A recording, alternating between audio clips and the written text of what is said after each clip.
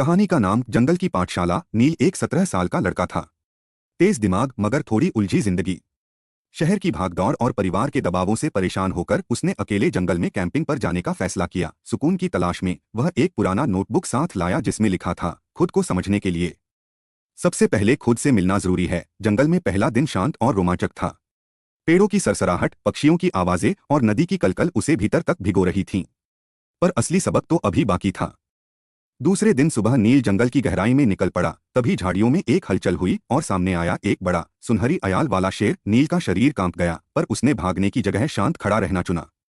उसकी नजरें शेर की आंखों में थीं। डर तो था मगर भागना नहीं चाहता था। कुछ पल बाद शेर ने सिर झुकाया, जैसे उसकी हिम्मत को सलाम कर रहा हो, और वापस झाड़ियों में चला गया। नील ने महसूस किया, साहस डर का न होना नहीं, बल्कि डर के सामने डटे रहना है।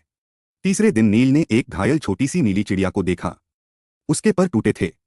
नील ने उसका इलाज किया, उसे अपने तंबू में रखा और धीरे धीरे उसकी देखभाल करने लगा। एक दिन चिड़िया ने पहली बार फड़फड़ाते हुए उड़ान भरी और उड़ गई। नील की आंखें नम हो गईं, पर मुस्कान भी थी। उसने जाना, कभी कभी सबसे नाजुक चीजें भी सबसे गहरा असर छोड़ जाती हैं।